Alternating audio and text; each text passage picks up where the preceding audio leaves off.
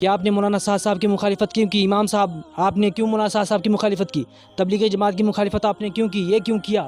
ہمارے مشورے کو آپ نے کیوں غلط کیا؟ یہ کیا وہ کیوں کیا؟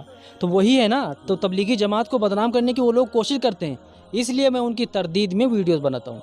تو میں سیرت کی روشنی میں کہتا ہوں پھر آپ مکے کے کافروں سے بھی بدتر ہیں۔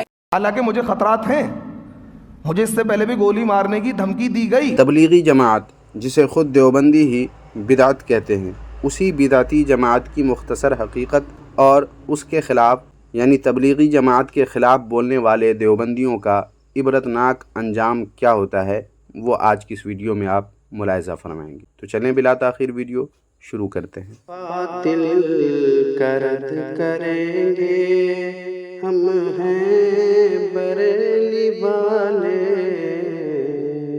سامعین، آپ کو معلوم ہوگا کہ آج سے چند سال پہلے دیوبندیوں کی تبلیغی جماعت کے خرافات پر انہی کے مفتی یونس قاسمی بہت سخت گرفت کرتے تھے اور تبلیغی جماعت کے خلاف ویڈیوز بنا کر سوشل میڈیا پر خصوصاً یوٹیوب پر اپلوڈ کرتے تھے۔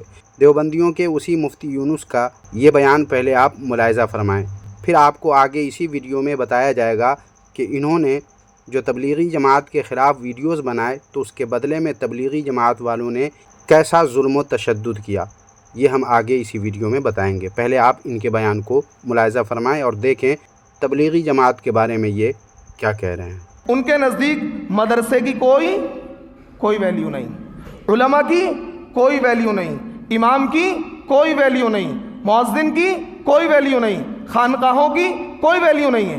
وہ یہ سمجھتے ہیں کہ بس یہی جو مروجہ ہمارا طریقہ ہے، اسی چیز کا نام تبلیغ ہے، یہی ان کی غلط فہمی ہے۔ اس غلط فہمی کو میں دور کرنے کی بارہا کوشش کرتا ہوں، کرتا تھا، کرتا رہوں گا۔ لیکن ان کی اس جرت پر تبلیغی جماعت والوں نے ان کی کہی گئی باتوں پر غور کرنے اور ان باتوں کو سمجھنے کی کوشش نہیں کی، بلکہ یہ اپنے اس کام سے باز آ جائیں اور تبلیغی جماعت کے خلاف ویڈیوز بنانا چھوڑ دیں، تبلیغی جماعت کے خرافات کو لوگوں کے سامنے لانا یہ چھوڑ دیں۔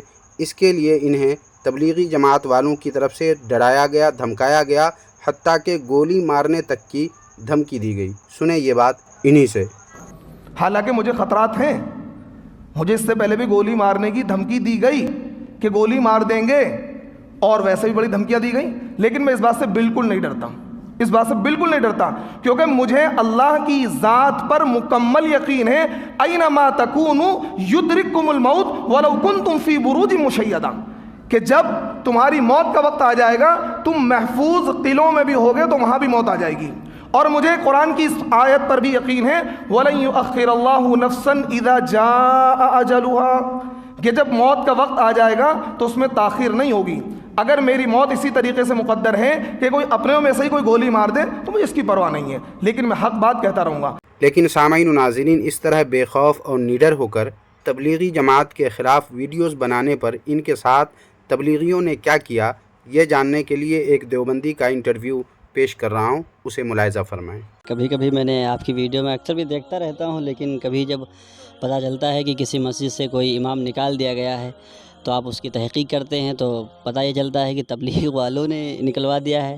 تو کیا حقیقت ہے؟ اور آپ اس میں ایسا غم و غصے کا اظہار کرتے ہیں کہ میرے حساب سے ایسا شاید نہیں کرنا چاہیے۔ نہیں، دیکھیے ایسا ہے کہ آپ نے جو کہا ہے کہ اگر مسجد سے امام کو نکالا جاتا ہے تو اس میں جو ویڈیو آپ نے دیکھی ہے تو آپ صحیح کہہ رہے ہیں۔ اس میں ایسا ہوتا ہے کہ آپ نے مولانا سعد صاحب کی مخالفت کیوں کی؟ امام صاحب آپ نے کیوں مولانا سعد صاحب کی مخالفت کی؟ تبلیغی جماعت کی مخالفت آپ نے کیوں کی؟ یہ کیوں کیا؟ ہمارے مشورے کو آپ نے کیوں غلط کیا؟ یہ کیا وہ کیوں کیا؟ تو وہی ہے نا، تو تبلیغی جماعت کو بدنام کرنے کی وہ لوگ کوشش کرتے ہیں، اس لیے میں ان کی تردید میں ویڈیوز بناتا ہوں۔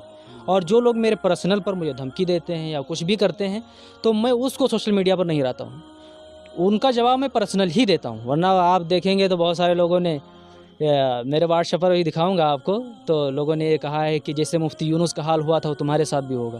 یہ اسی مفتی یونس کی بات کر رہے ہیں جن کے بیان کو ابھی آپ تھوڑی دیر پہلے ملاحظہ کر رہے تھے، انہی کے بارے میں یہ کہہ رہے ہیں کہ ان کو کیسے دھمکی دی گئی تھی۔ ابھی اور آگے کیا کہہ رہے ہیں، سماعت فرمائیں۔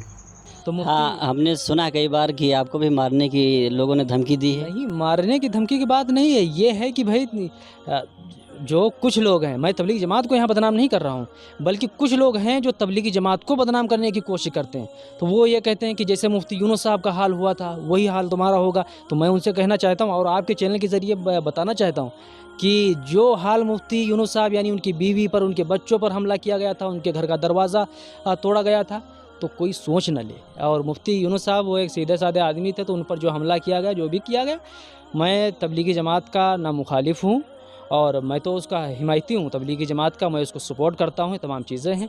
तो सुना सामीन आपने देवबंदियों के मुफ्ती यूनुस के साथ क्या किया गया।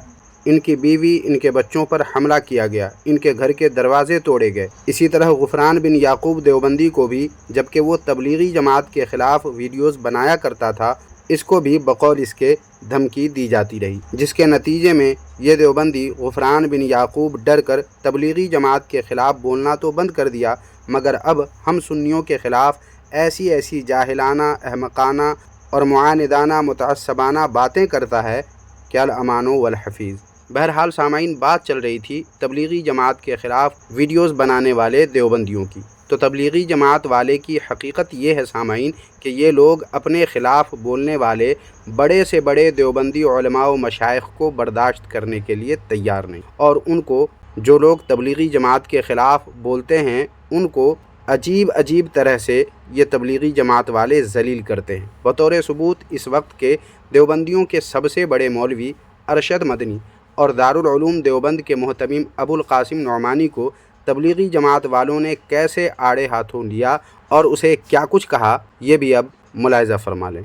इस ताल्लुक़ से मैं ये कहूँगा कि इन लोगों ने खुलकर देवबंद और उलमाए देवबंद पर रद्द करना शुरू कर दिया है, बल्कि उलमाए देवबंद और देवबंद से बरात का ऐलान करना शुरू कर दिया है। कहा है उसके एक बहुत बड़े जिम्मेदार वो सब लोगों को ये कहते फिर रहे हैं कि हमने कोई देवबंद का कलमा थोड़ी पढ़ा है, गोया कि देवबंद और उलमाए देवबंद से बरात का ऐलान ये कर चुके। इस ताल्लुक़ से आपकी स्क्रीन के ऊपर इनका मैं एक कमेंट दिखाना चाहता हूँ, और काश कि मेरा ये वीडियो मुफ्ती तकी उस्मानी साहब तक भी कोई पहुँचा दे। ये कमेंट करने वाला बदबख्त लिखता है कि मौलाना साद साहब मकबूजा देवबंद जाकर वहां के फुस्साक, फुज्जार और मुर्तद्दीन को बजाते खुद दावत देते हैं। यानी देवबंद पर पहले तो इसने तंज किया, उसको मकबूजा देवबंद कहा, और वहां के उलमा को फुस्साक, फुज्जार और मुर्तद्दीन कह रहा है। फिर आगे इसका कमेंट पढ़िए, लिखता है आगे इन गुमराहों का नसीब है, अगर अल्लाह ने चाहा तो हिदायत पा जाएंगे। डकैतुल हिंद पंडर अरशद मुर्तद अयोध्यावी उर्फ सैयद अरशद मदनी, मौलाना सैयद अरशद मदनी को मुर्तद अयोध्यावी और पता नहीं क्या क्या इसने गालियां दी है। उनके ताल्लुक से लिख रहा है कि वो तो मौलाना साद साहब की दावत से काफी हद तक मुतासिर हो चुके हैं, बस दुआ कीजिए कि उनकी मौत के वक्त कोई अबू जहल बनारसी उनको आकर बहकाने न लगे। ये अबू जहल बनारसी असल में दारुल देवबंद के मुहतमिम मुफ्ती अबुल कासिम साहब नौमानी को इसने गाली दी है, और ये बदबख्त उनको अबू जहल बनारसी कह रहा है कि कोई अबू जहल बनारसी आकर मौलाना अरशद मदनी को उनकी मौत के वक्त बहकाने न लगे कि तुम्हारे बाप दादा तो ओम ओम कहते थे, तुम अल्लाह अल्लाह क्यों कर रहे हो। ये है इनका इकराम मुस्लिम, ये है इल्म और उलमा से इनका बुग़्ज़।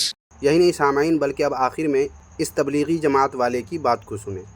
जिसको भी हजरत की जात से, हजरत की बात से इश्काल है, उसको चाहिए कि वो निजामुद्दीन आ जाए, हजरत से मुलाकात करे। और अगर आप हजरत से मुलाकात नहीं करेंगे, अपने इश्कालात को हजरत के सामने नहीं रखेंगे, तो मैं सीरत की रोशनी में कहता हूँ फिर आप मक्के के काफिरों से भी बदतर हैं। तो बस सामाईन व नाज़रीन, आज की इस वीडियो में इतना ही। आज की इस वीडियो के ताल्लुक़ से आपकी राय क्या है, कमेंट बॉक्स में ज़रूर लिखिए। वीडियो को लाइक कीजिए, हाइप कीजिए और अपने दोस्तों में शेयर भी ज़रूर कीजिए। शुक्रिया, जज़ाकल्लाहु खैरा।